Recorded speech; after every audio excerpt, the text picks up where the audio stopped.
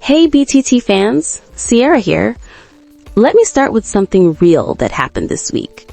My client Zainab came in for her monthly sugaring, and while she was on the table, she just sighed. You could feel the heaviness. She said, "Sierra, I just lost a friend I've had for years. It's over, and I don't know if I should feel guilty or relieved. It's just weird. I've known her forever." And my honest response? Sorry, not sorry. Let's talk about why. Friendship endings are one of those things nobody really prepares us for.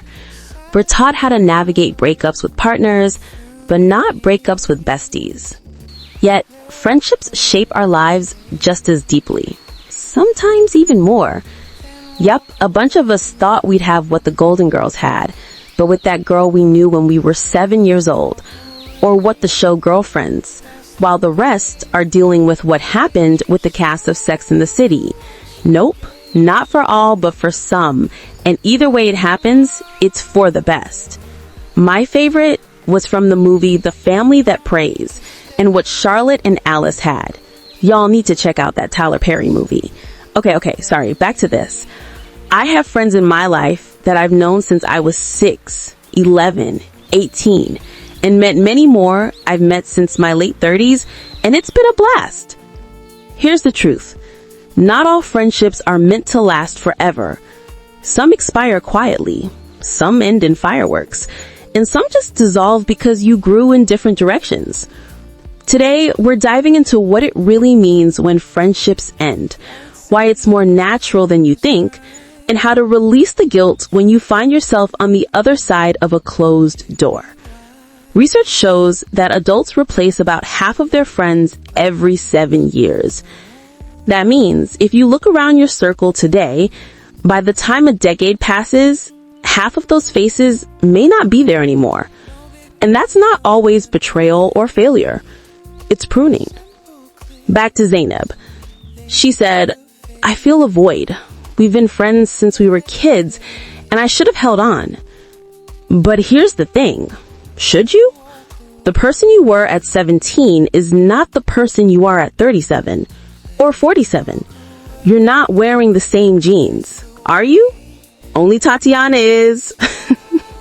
Seriously though, you're not holding the same beliefs. So why do we think we should still be holding the same friendships if they don't fit? Think about it. We declutter our homes, upgrade our phones, refresh our wardrobes. Yet when it comes to relationships, we hang on to ones that clearly don't align, all in the name of loyalty. That's not loyalty. That's self-sabotage. Studies show that friendship satisfaction has a direct correlation with mental health. Those with strong, supportive friends report lower stress and longer lifespans. Translation: holding on to toxic, draining friendships is not just an emotional burden, it's a health risk. Let's break this down with 3 truths.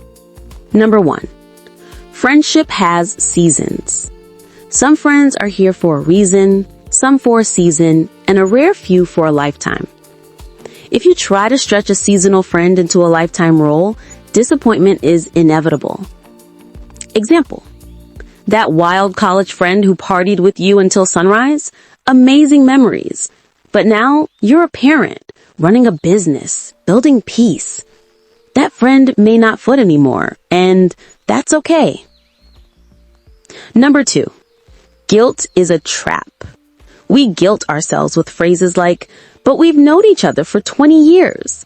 But she was there for me during my divorce. But he introduced me to my husband."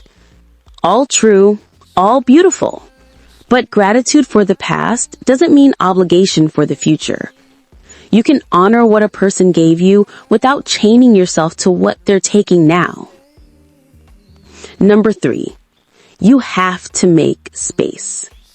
If you're shedding half your friends every 7 years, that means you need to be open to gaining new ones. Otherwise, loneliness creeps in. And here's the kicker. Making friends in adulthood isn't weird. It's necessary. The narrative that you're too old to be building new friendships is pure nonsense. You're never too old to attract people who match your current values, pace, and energy. Adults who actively pursue new friendships report 30% higher life satisfaction compared to those who don't. I told Zainab this: if you wouldn't reuse the same wax strip for years, why would you reuse the same friendship if it's no longer serving you? That landed. Friendships, like self-care, require renewal. You exfoliate, you cleanse, you let go of dead skin. Friendships are no different. Sometimes you've got to shed to glow. Women are more likely than men to end friendships due to mismatched values, while men more often end friendships due to physical distance. So ladies, when you feel that tension, that your values have shifted and theirs haven't, you're not crazy. You're just evolving. So here's my unapologetic take. Don't feel bad about pruning friendships. Don't feel ashamed about needing new ones. The only shame is in clinging to something that no longer fits just because you're afraid of being alone. And if you're in that place right now, grieving the loss of a longtime friend like Zainab, let me remind you, you're not starting from scratch. You're starting from experience. And I'm not the only one saying this. In fact, this very topic was covered on the Mel Robbins podcast featuring Danielle Bayard Jackson. They talked about the science of why friendships naturally change, and that stat about replacing half of our friends every 7 years. Yeah, she broke it down brilliantly. They discussed research showing that men and women naturally replace about half of their friends every 7 years. We can't include the actual clip due to copyright restrictions, but you can check out the full episode yourself. It's an incredible listen.